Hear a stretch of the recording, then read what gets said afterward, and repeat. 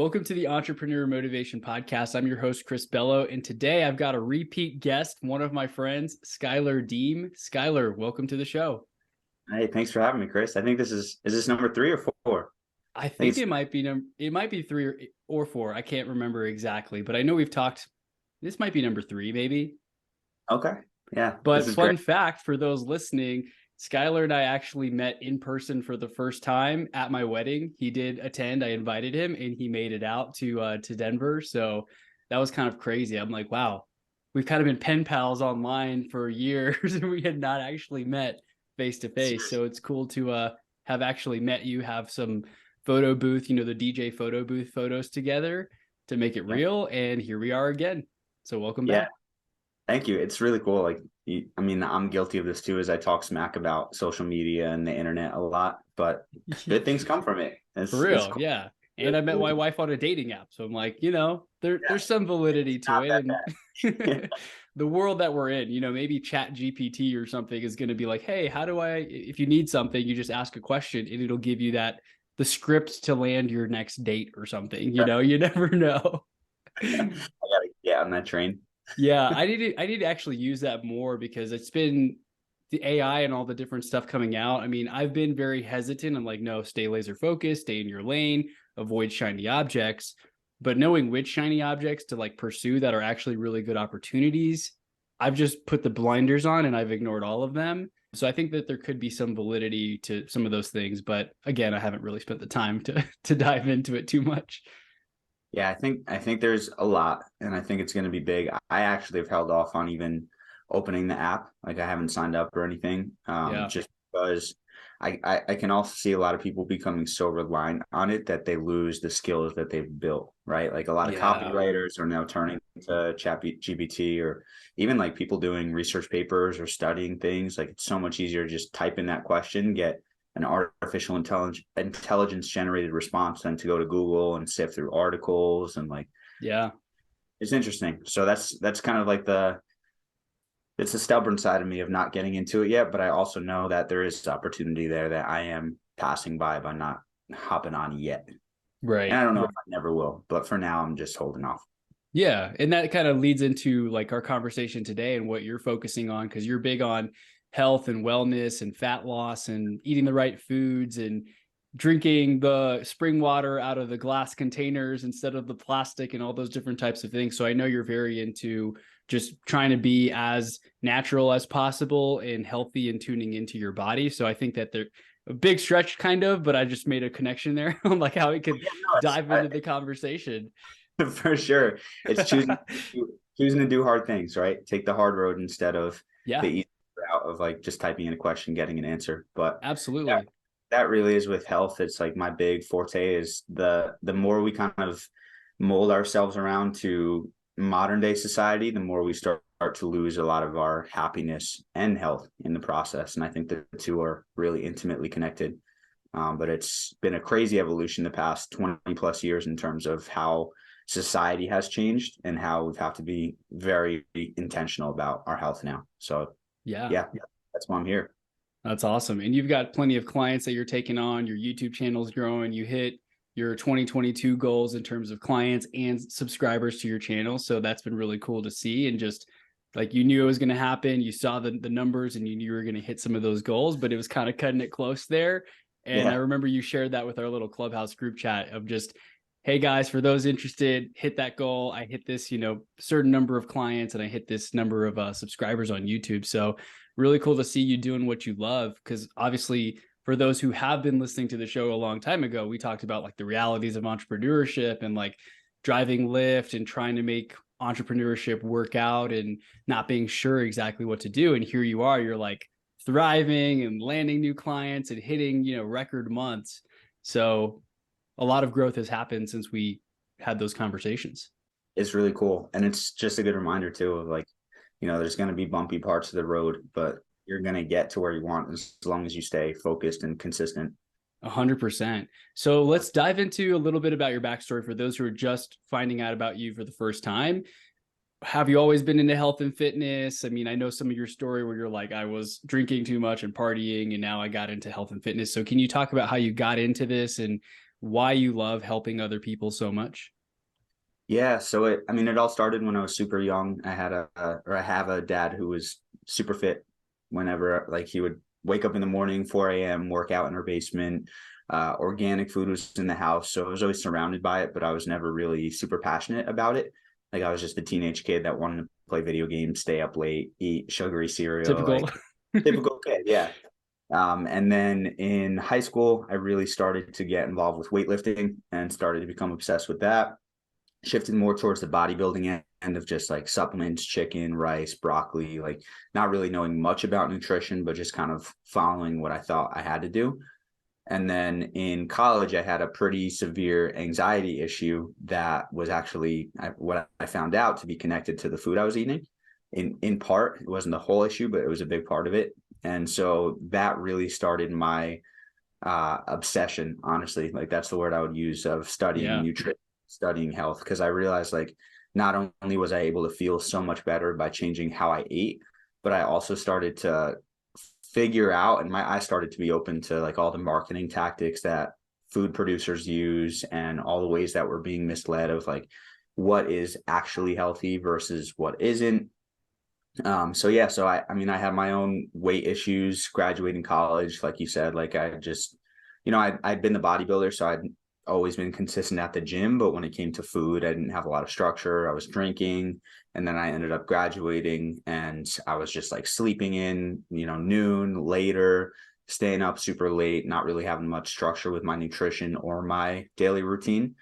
And that kind of put me in this tough position where, and I wasn't like super overweight by any means, but comparing myself to who I was used to being, it was definitely more weight.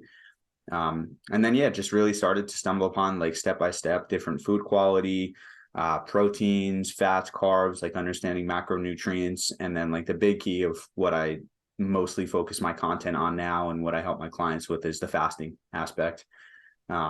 Started fasting here and there, saw how much of a positive effect it had on my body and also my mind, of just being able to say no to food. And Mm, then from there, it's just an evolution of just like small tweaks, becoming obsessed, starting to take on clients. And here we are today. nice. And what's your longest fast that you've done? I think I saw I need to watch the video on it, but I saw you post about it. Yeah, man, I just finished last month a 7 day fast. So that was the longest. Like water, salt, stuff like that. I use some supplements to make it easier, which I Okay. would highly recommend for people, unless you're doing it for more of like both. You could look at it like the mental reasons, but also the spiritual side of just Yeah. like fasting, not having anything else. I had things like apple cider vinegar. I had some spices. I had coffee, tea. So like definitely no food and nothing that had like a lot of calories, but things to keep me more grounded, things to reduce my hunger, things to make sure that my body had enough nutrients to feel good throughout it, which it really did. Like, I in the video, I said, I've done a lot of hard things in my life, and this doesn't feel like this huge, massive accomplishment because it wasn't as hard as a lot of Mm, the stuff I've done, which is wow. surprising for a lot of people. But yeah, so Yeah. that video went great. And yeah, that was a lot of fun creating, and it's on YouTube and all that. But that recaps everything, shows exactly what I was consuming. Like, the goal with that video was to document the process as much as I could. So Yeah, that's awesome. And your videos have been really cool to see too, because I'm just like, all right, it's interesting. You're documenting your journey, the way you chop it up to kind of say, like, it's 26 minutes. I know it can be shorter, but everything in here is really good that I want to share. So I'm sure that's been really tough to like compress these long processes or, hikes that you've gone on into a 10-minute video that's digestible and consumable for like the average person who's watching on YouTube.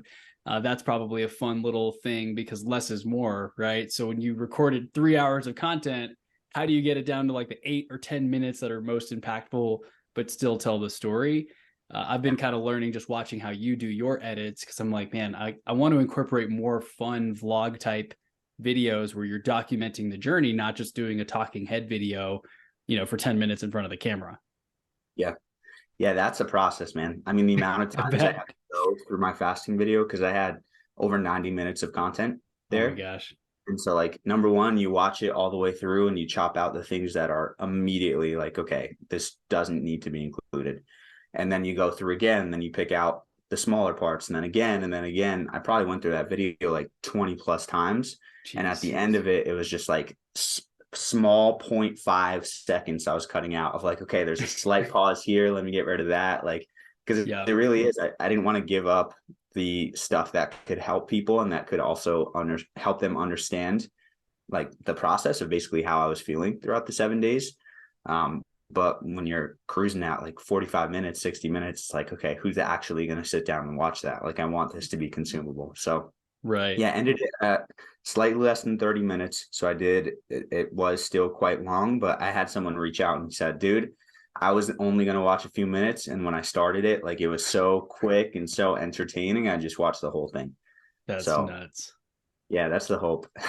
Well, it's harder and harder to keep people's attention too now, because I mean, TikTok and all these different things, we're hearing how it's literally melting our brains in a way where we have no attention span. Anything longer than 10 seconds, we don't want to watch. I find myself doing it too. Like, there could be a great show on Netflix or something, and it's still not amazing enough for me to actually watch it 100% without looking at my phone, or getting distracted or getting up to go get a refill or something on like water or whatever, right? So to make something that's engaging and interesting and let someone want to actually sit through the whole thing, like that one person who reached out, I mean, that's amazing, because it's showing that you're making it entertaining enough, B-roll, different camera angles and things like that to keep their attention so that they can get the message that you're trying to get across. Yeah, that's the goal. Like, even if it's small little things like sound effects or like zooming in just a little bit, even if it's the same video clip, like zoom in, zoom out, slow zoom in, zoom back, like those are Yeah. that keep people attentive. And then if anyone does watch that video, like I do a disclaimer part where it's just basically just, hey, be careful about this. Don't decide to do it. I'm trained, all that stuff.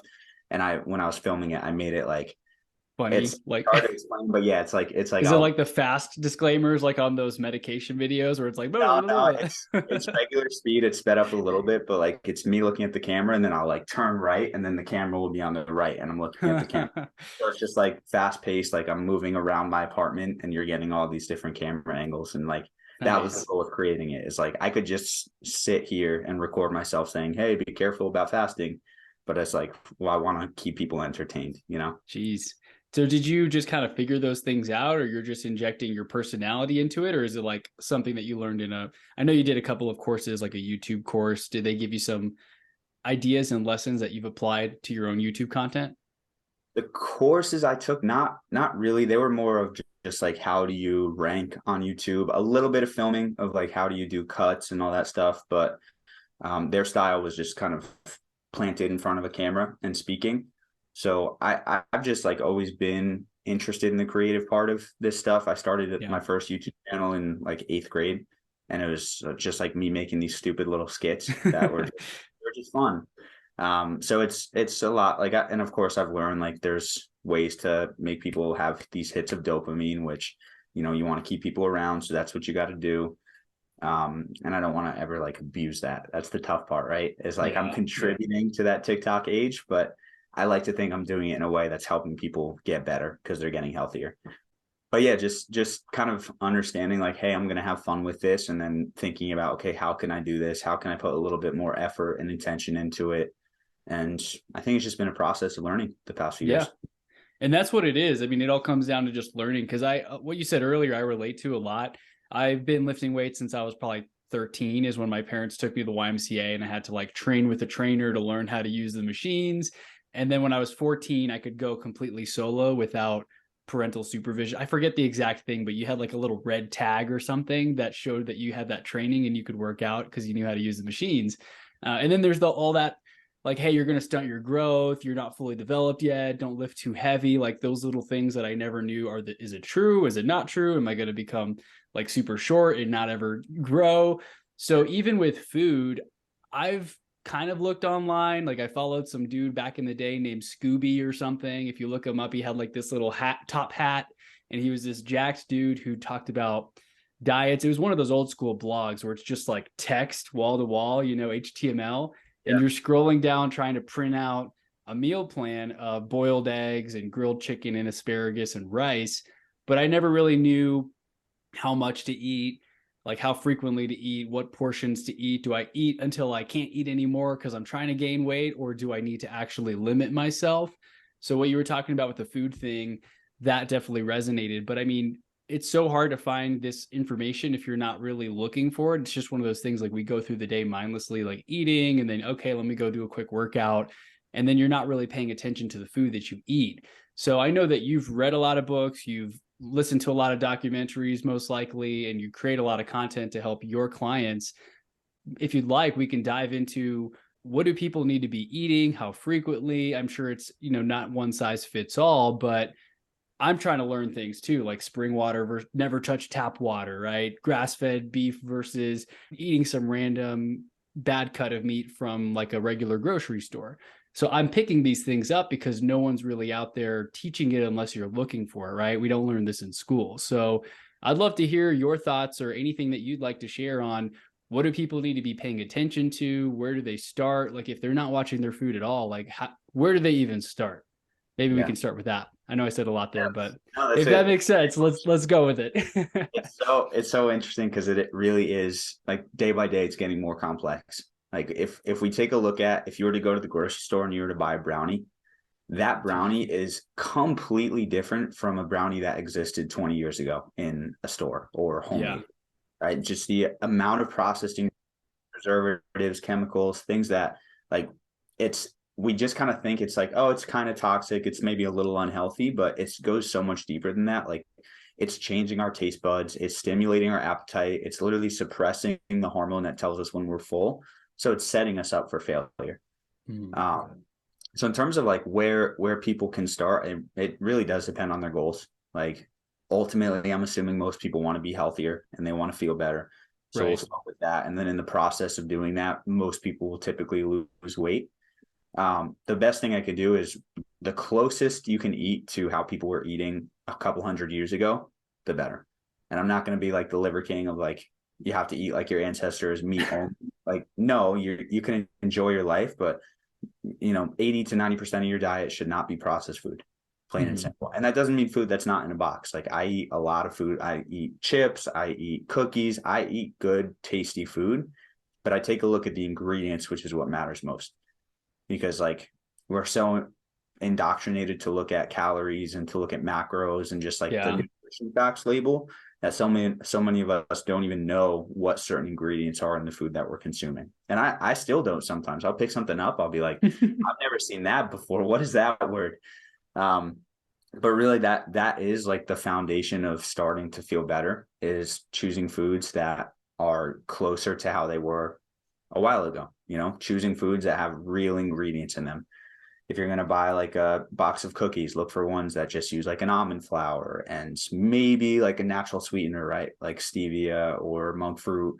I prefer like a honey or maple syrup, but it's obviously not shooting for perfection, but that's where you got to start, is take a look at your current diet, go in your cabinets, go in your refrigerator, start reading ingredients. If you don't know what ones mean, I can't blame you. Don't worry about it, but just start to make that shift. Like step by step, when you throw something out, start to look at the grocery store for an alternative that doesn't use as many ingredients, or that does use better ingredients in the process. I'm guilty. When you said the calorie thing, we are trained to look at how many calories, like protein, not too much sugar. And then I don't even really know all the other things like cholesterol. Like, is that bad? If it's 25% of my daily value, like, is that bad? Is that good? No idea. But I never would look at the ingredients, really. I'm like, whatever, it doesn't matter. I'm looking at the calorie facts. And there's a couple of pages that I follow. I'm sure you follow several of them as well, where it talks about, hey, this food coloring, this dye is known to cause like X disease and it's banned in Europe, but why is it still being sold out here? Red flag, maybe pay attention to that, right? It's true, man. There's so many like that to me, because when you get like with the clients I work with, even just the content I put out when talking about fat loss and getting healthier, like, yes, there's levels to it. There's always going to be more you can do. To me, the foundation is just eat real food. Yep. And when it comes to real food, like beef for a lot of people is real food. It is, it 100% is, but what you'll find with most cows is they're being fed corn, soy. A lot of cows are fed Skittles, other candy. So it's like If you just go to the Jeez. grocery store, you get conventional beef, the nutrition profile of that beef is going to be completely different from like a grass-fed or pasture-raised beef. So Right. there are like these minuscule rules, and like the point here isn't to overwhelm, but just start to become more aware. Like when you see a term on a box, start to look at, hey, what does this mean? And then from there, once you get real food, real ingredients, then there's levels, right? Let's take a look at what's the protein that you're consuming throughout the day. How much? What's the ratio to fats to carbs? And it's not like there's this perfect answer, but if you can just start to make these small shifts day by day, that's when you build momentum. That's when things stick from a habit perspective. And that's when you'll actually see big transformation over time. Yeah. And I think it all starts with awareness, because when you're not aware, it's not even on your radar. So you're not looking to fix it. You're just going through your day, eating whatever you want to eat.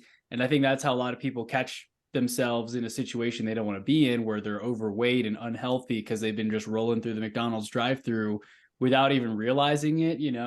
Even like real estate professionals in between showings, the joke is they're always eating in their car, or people who are at work, like they don't want to have to cook and meal prep and take food to the office. So they just walk downstairs and pick up something from the lobby, and it's like, chicken fried steak or something with mashed potatoes, and just, you don't know what that's cooked with. It's super oily and greasy, and then you feel sluggish at 2 p.m. because you just ate a bunch of junk at lunch without even paying attention to what you're eating. So I think awareness is that first step. And I'm just trying to figure things out myself. Like I last year switched to going to Whole Foods and Sprouts and Trader Joe's. I've just been going to organic, farmers market type places, local farmers markets. The less ingredients on there, the better. Like actual whole food, like an apple is an apple, a banana is a banana, right? Grass-fed beef is grass-fed beef. There's not a bunch of other things in there where it's a long list of like what is in these fruit snacks, for example. I know you've made fun of fruit snacks before, and I'm like, man, I used to love those. That used to be my little cheat meal. Me too. Man, It's Yeah, it really is the small steps and just the small shifts. And again, always levels. Like it's better to have a conventional beef that's been fed corn, soy, all that stuff than to have a protein bar that's covered in chocolate and all these artificial preservatives, you know? yeah, So there is levels there. What I found, what you said about awareness also really is true. Like that is honestly the first and most important step, because if you don't know these rules, if you don't know what you're putting in your body, if you're not actually paying attention to it, how are you going to be empowered to change? Right. Like exactly. one of the exercises I do with some of my clients who come in is like for 3 days straight, they take a picture of every single thing they eat. If they put it in their mouth, if it's one almond, they take a picture of it. If it's a whole meal, they take a picture of it. And like I always tell them, yes, it's for me, so I can get to see where you're at with like portion sizes and snacking and all that stuff. But it's also for you to just be aware, because some people will be about to take a picture. They'll be like, wait, I don't want to put that in my body. Right? I don't want to picture that. And then they'll start to make a change. Um, so it really is that awareness. And then the next step with the awareness as well, which I've found that works really, really well, is when you do understand ingredients, and rather than just have like good versus bad, you start to understand exactly what they're doing to you. It gives you that motivation to not even want to touch it. So whereas like most people approach weight loss or health from like, oh, I can't eat that because it's bad and I'm not allowed to, and it's more of a willpower thing. Right. When you educate yourself and you find out, hey, this thing is legitimately like it's creating hypertension and or hyperactivity in my brain to where I feel all over the place. It's creating anxiety. It's going to get me bloated. It is, designed by a company that is literally, it knows this, they know this, but they just keep it in there because it makes them more money. Now it gives you that level of motivation to say, well, it's not like I'm willpowering my way out of it. Like I truly don't want to put that in my body. I truly don't feel good about that. And it's a Right. whole different game than if you're just trying to use your willpower all the time. Yeah. And I mean, even now it's kind of a guessing game. Just I'll see different people I follow will post certain things that they eat, or, like Alex Hormozy, for example, I've been watching a lot of his stuff, and he'll be posting stuff about like, hey, here's how I eat all this protein. And then I see all the comments from like some of our mutual friends, and maybe you've commented on there, like, this Yeah, actually is not really good to eat at all. Like there's a bunch of chemicals and preservatives, and like, I would not be putting this out there. It may be high in protein, but what are those other little sub chemicals and like I guess those little things that we don't even know to look for, that the masses are kind of just like, oh, well, he eats that. He's buff. I want to eat that. Right. But what is that doing to you internally?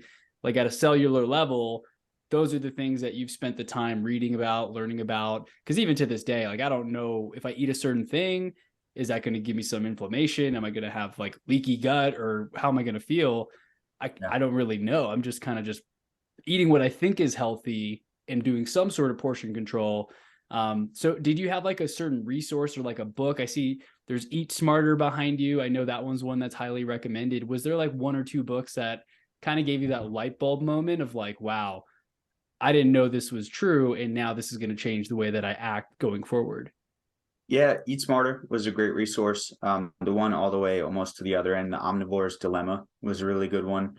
Okay. Uh, Honestly, all of these are like my favorite books from the health perspective on the top shelf. Yeah. The Feeding You Lies is really good about like really understanding how companies are misleading you with their marketing. Um, yeah, these are all good. I'd say those would be my top three though. Um, Awesome.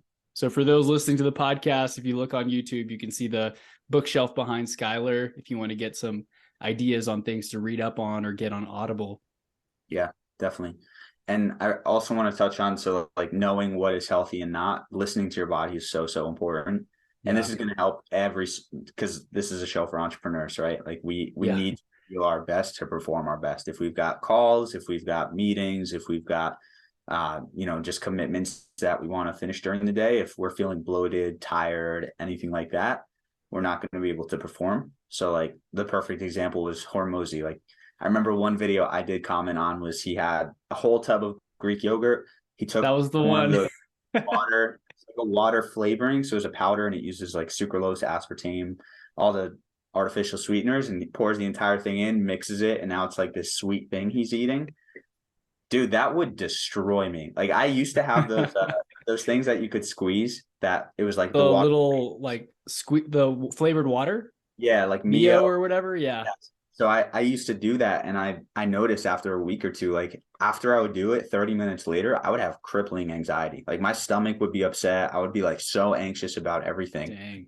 And so I cut it out. So Yeah. and normally like if that happened, I would just be like, oh, I'm feeling anxious. But I started to tune in more to my body. I started to notice, okay, this is how I feel. What have I consumed in the past 2 hours? And how could that be correlated?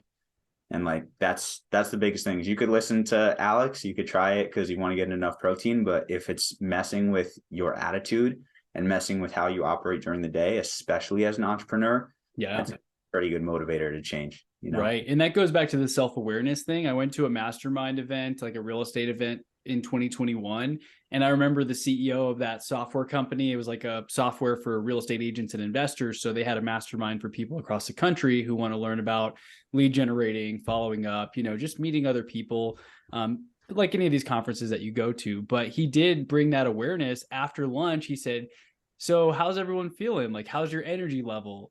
Just what did you eat? If your energy is feeling low, if you're feeling lethargic and sluggish, like pay attention to what you ate. Did you eat a big greasy hamburger for lunch, or did you eat like, grilled chicken and a light salad with avocado, and fill in the blank? Like whatever you ate, how are you feeling? Because if you do that, like the Mio thing, for example, I would have never connected the anxious feelings, because I used to do that all the time. I had a buddy, we'd do like the Mio with vodka and water or something to like kind of have kind of have a healthy Even drink to worse. pregame. Oh man, that was like way back in the day. And here I am on day 30 something of 75 hard. Like, don't eat alcohol, don't eat sweets or sugars or anything like that. But it just kind of shows you there's levels to it, right? That was me trying to be a little healthier than drinking 5 beers or something in a single night.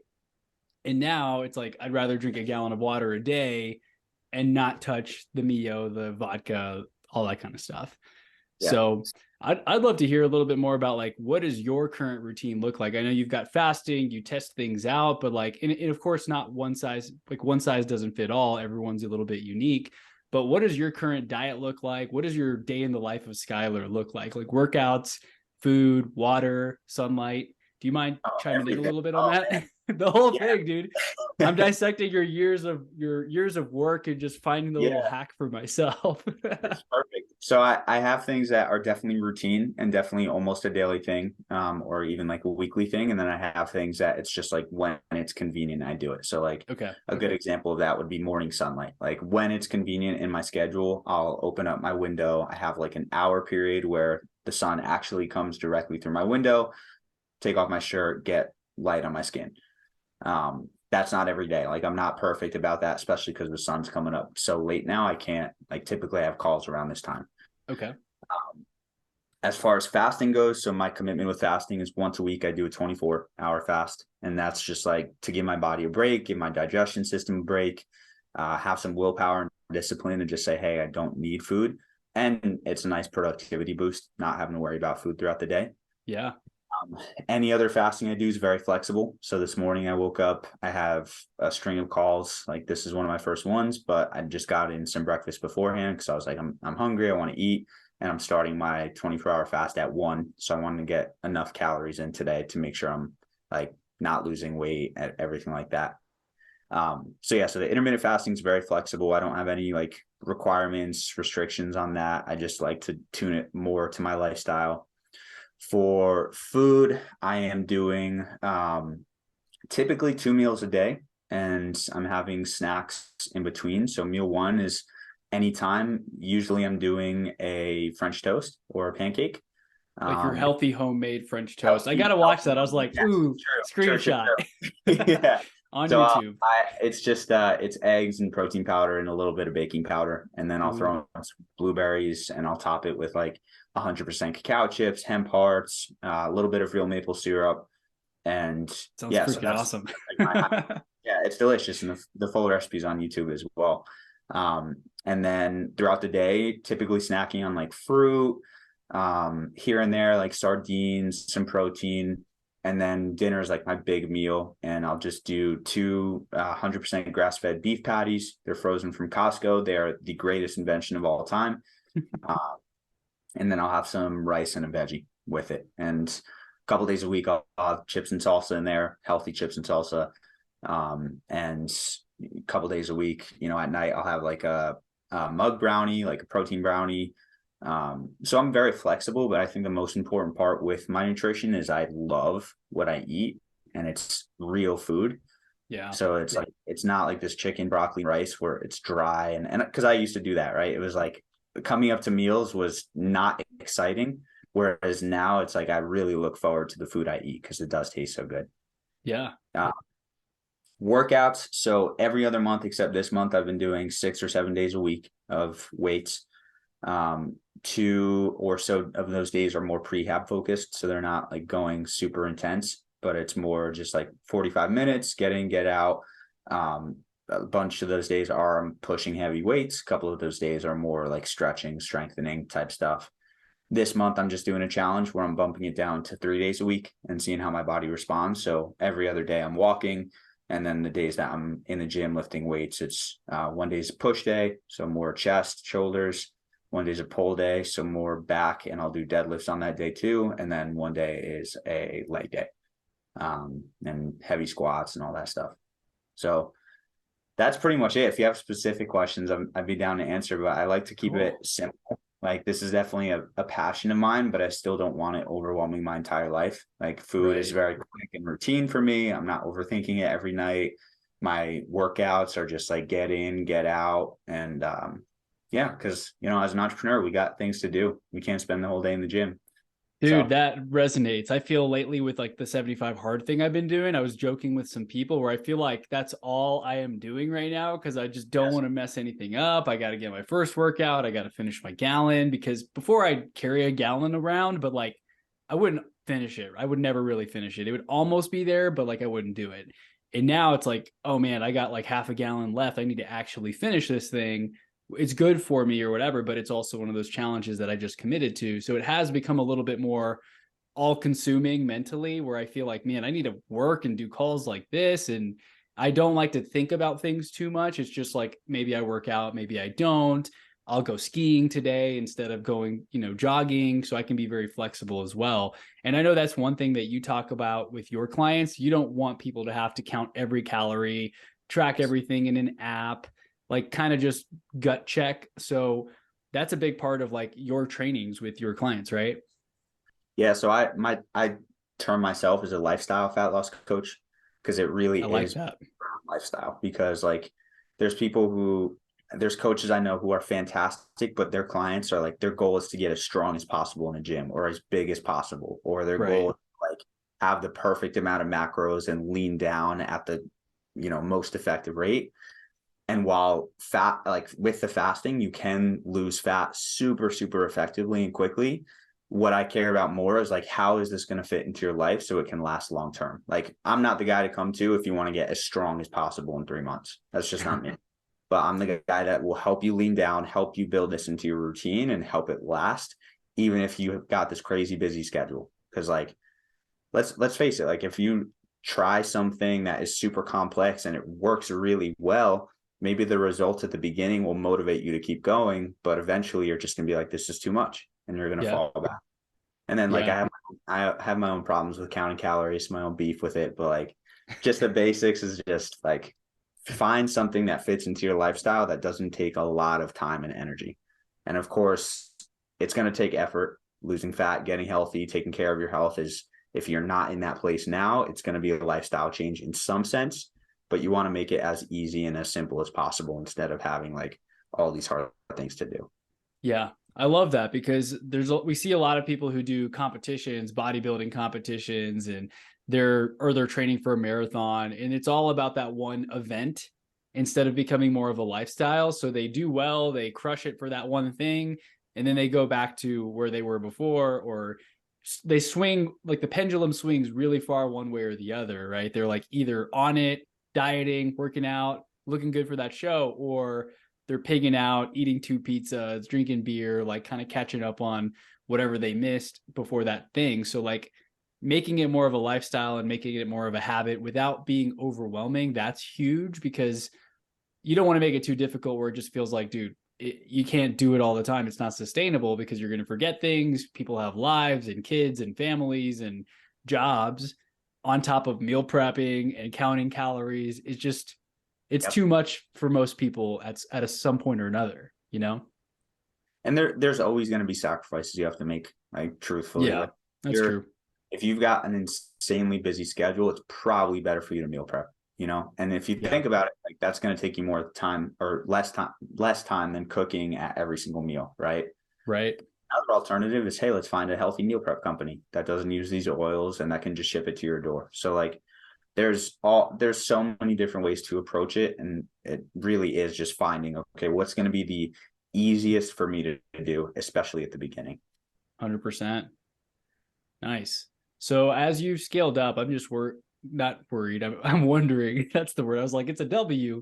I'm wondering for your current life. You've got clients, you've got YouTube content to make, you get your workouts in, you have challenges that you like to do. How has that been balancing that?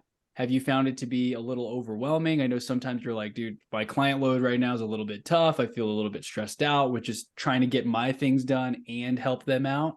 Have you found some sort of balance? And if so, what's working for you now in terms of calls and how many calls in a day type thing? Yeah, I have found some balance. I'm still working on it. So like I understand that with what I want to do right now, it just comes with the territory to have a lot of Yeah. calls, which is a blessing because like if anyone listened to the previous episode, like I was not anywhere close to where I am right now. So I always like to say, if you ask God for a full plate, like you better be ready to eat, you know? True. It's just like that. This is what I asked for. So yeah. So today I have, I think, like 8 client calls throughout the day, and it's my last call ends at like 7:30 at night. So it's a full schedule, but it fills me up so much, and it's not 5 days a week. So like Mondays, Tuesdays, Wednesdays are my busiest days, and then Thursdays, Fridays ease up a little bit.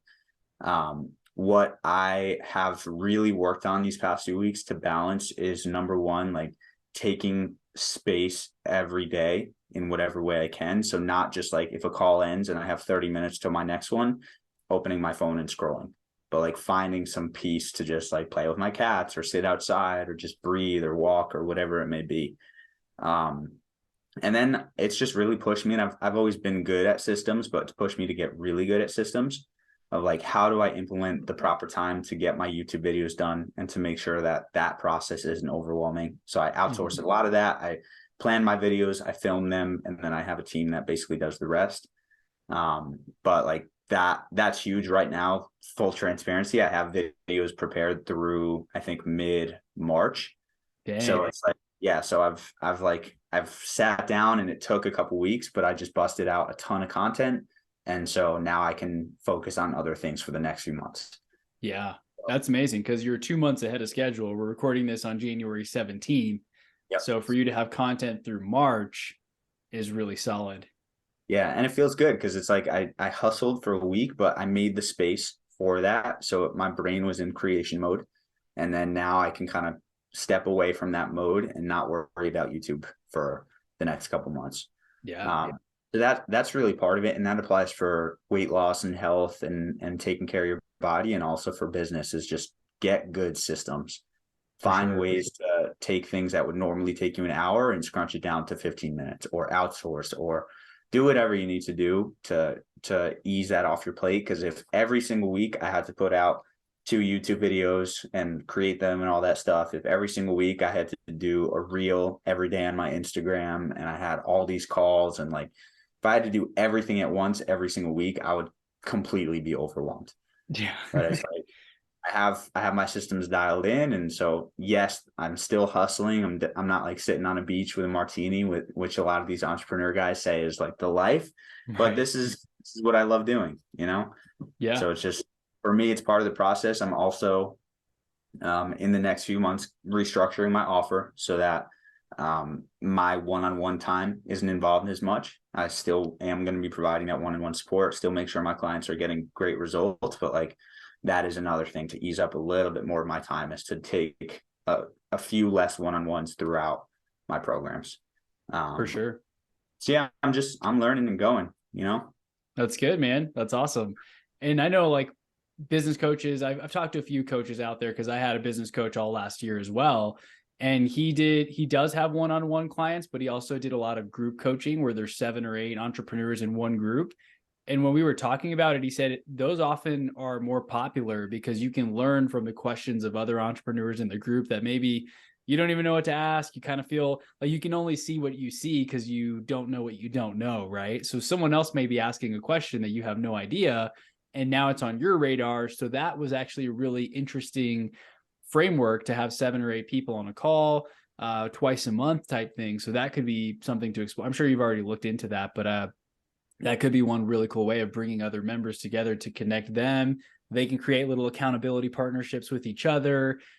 My business coaching group actually turned into a couple of offline conversations that were very beneficial for me. I had a guest on the show as well who I met through that thing. So I'm excited to see how your business model kind of evolves and progresses as you work to figure out that fine balance of like one-on-one attention, but also maybe more group settings where you can get more leverage with your time. Because 8 back-to-back calls throughout the day, I'm like, dang, that's a lot of calls. Yeah, Are these 30-minute calls, 1 hour calls, 15? they're both for an hour. Okay. I'd say probably half go shorter, half use the full hour. Okay, cool. I do group calls once a week. Nice. I Okay. might double down on that, do 2 a week. The roadblock, and it might just be a story I'm telling myself, is like a lot of Attendance. weight loss. Well, no, I get pretty good attendance, but the weight loss is like, it's a very vulnerable thing for a lot of people. And Oh so yeah, being able to, even that's like true. sometimes I struggle pulling things out of people one-on-one. So like in a group setting, it might be slightly different of like, well, I Yeah. messed up this week, but I'm feeling really guilty and shameful. So I don't want to bring it up on the group call. So Yeah. that's the balance I'm figuring out right now. And I know I'll figure it out. But as far as like 8 back-to-back calls, like they energize me. Like, yes, I'm definitely wiped out at the end of the day. I feel very fulfilled though. Like it That's good. lights me up. That's awesome, man. And yeah, I don't know. I mean, I guess everyone varies because it is a sensitive topic and people are ashamed of certain things and it's like very private, I would think, almost like going to a doctor. Like I've told my doctor things that I don't tell anyone. I'm like, hey, this is going on. Is this normal? Like, is this the Yeah. weirdest thing Want you've to heard share about? He's like, no, you're normal. Yeah. Yeah. I asked my doctor that. I was like, I don't know. My stomach's been feeling weird and like been just feeling like super, gassy or whatever. Like, is that normal? It's been 3 weeks. And he's like, did you change your diet? Like what's going on? It'll pass, you know? Yeah. But That's like, I'm good. not telling people at the gym, like, yo, dude, I like feel super gassy right now, you know? Right. Right.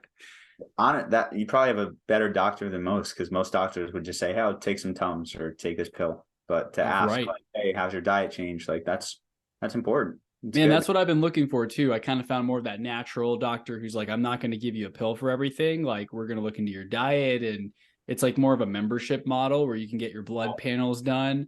So that's something that I'm looking to get into because, you know, most traditional doctors are like, here's a pill to fix that thing. And I'm like, I don't want a pill. I don't want any pills. I want Yes. foods and natural stuff and, you know, kind of what we were talking about, be as natural and organic as possible. Sunlight, exercise. I don't want a magic pill that's going to help me lose weight or, you know, insert X promise at Y expense, right? There's something that it's affecting in many cases that they're not telling you about. All those side effects that you hear at the end of a commercial where it's like, side effects may cause depression, death, anxiety, like blah, blah, blah. You're like, dude, what's the point of risking all those different things? Like, let me just fix my diet or whatever, like get a therapist to talk about things if I need to, you Yeah, know? but they look so happy in the commercials. You know, they're all I around, shine and yeah, it's just sunshine and balloons and like a dog oh man, splashing around in the sprinklers. it's not crazy. Just like a brainwashing level. That's a whole nother Dude, story conversation. But those always crack me up. I'll look over to my wife and I'm like, this is ridiculous. Like the side effects when they have to, I guess it's like that disclaimer they have to give and they go into 2 minutes of all the side effects, like internal bleeding, depression, may cause thoughts of suicide. I'm just like, what yeah, was it solving again? Because I'm just thinking about all the things that it could potentially do to you. yes, seriously. And there's in my opinion, 99 and probably more than 99% of conditions out there can be helped, if not completely solved, with a change in lifestyle, That's diet, it. sleep, exercise, even like the mentality side of things, changing your thoughts. So it's a different model. And I know a lot of people are starting to wake up to it, but there's still a lot of people out there who are very reliant and trusting in their doctors when maybe they shouldn't be. Yeah, for sure. So just self-awareness, education, self-education, that's definitely key.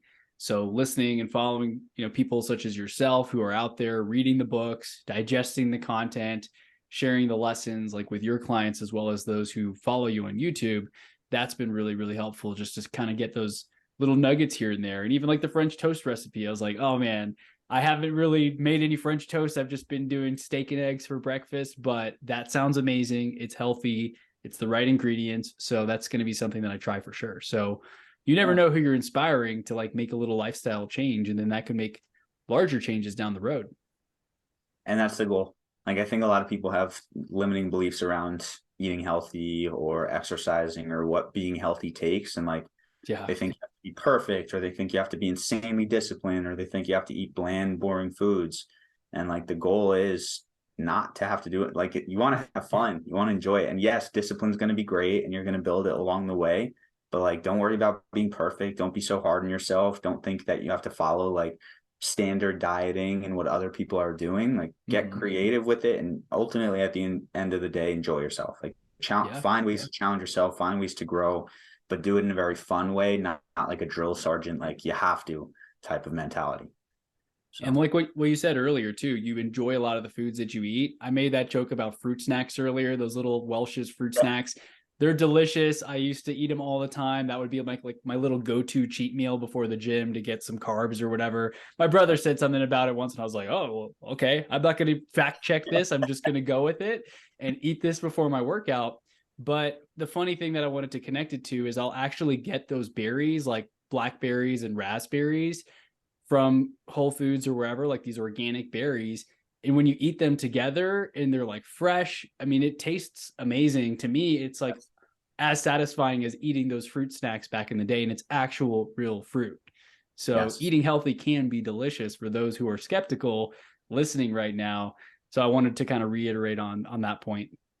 yeah, and just to drive that home. So because of like food companies have entire departments dedicated to getting you addicted to their stuff. Like they're literally For engineering. real. And there's people that have actually said this who work at these companies and who even own these companies. They have entire departments where it's just like, how can we get people more addicted to our stuff?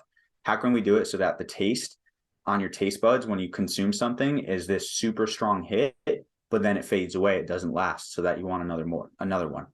And so like what happens when you start moving away from this artificial stuff and you start having real ingredients is your taste buds change and foods start to taste differently in general. Like I've had clients who literally, they have like a favorite food that they eat. They change their diet for a couple weeks. They start fasting, have the real food.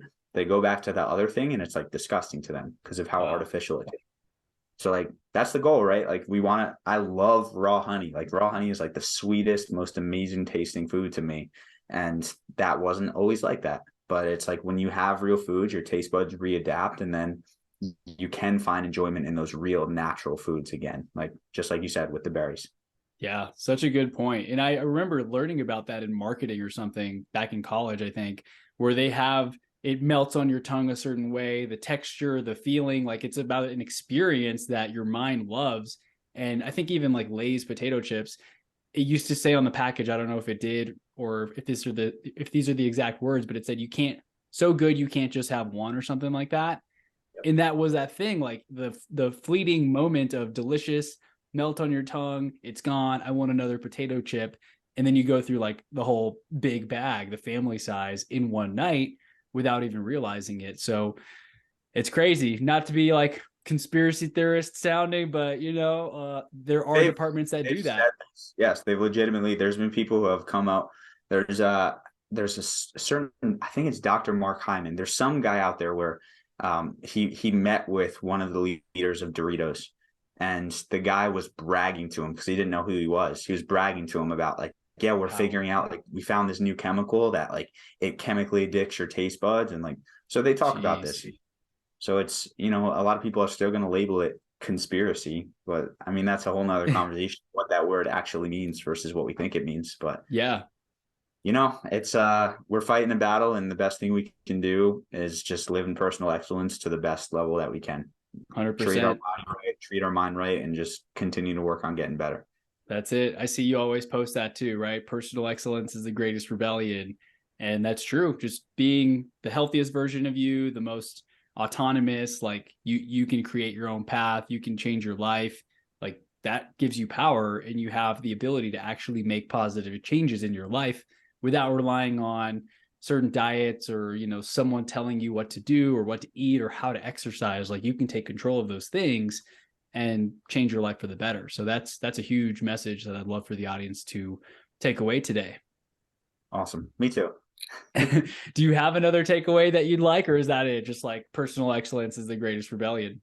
That truly is. I mean, like back to just health. If you're not operating at your best every day as an entrepreneur, you may think it's selfish. You may think it's taking away your time from your business or your family by working out or taking time to cook or whatever that story is you're telling yourself. But if you're not operating at your best, you're leaving results on the table in every single other area. So like just prioritize your health. You don't have to spend hours and hours a day, but make an effort to just figure out how can I fit getting healthy into my routine. Like buy a standing desk and get a walking treadmill for under it so you can walk while you're doing your work. Like spend an extra hour on a Sunday cooking a few extra meals for the week so you have good, clean food that's going to fuel you.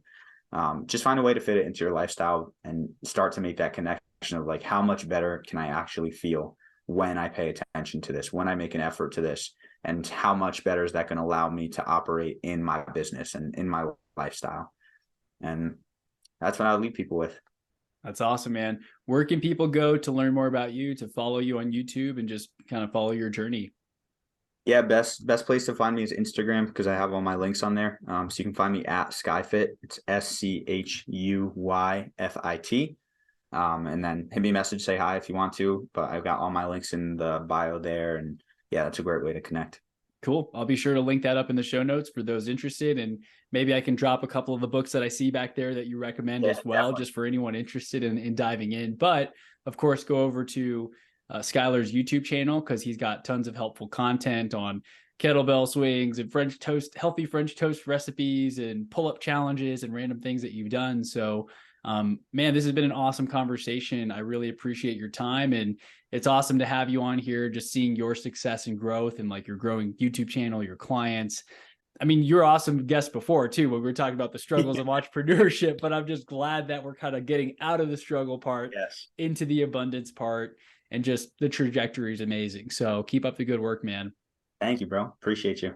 Yeah, likewise. Well, hey, we'll talk soon on that next Clubhouse call that we do, bro, if you can make it. Do And thank you it. once again for your time. Absolutely. Thank you, man. Thanks, man.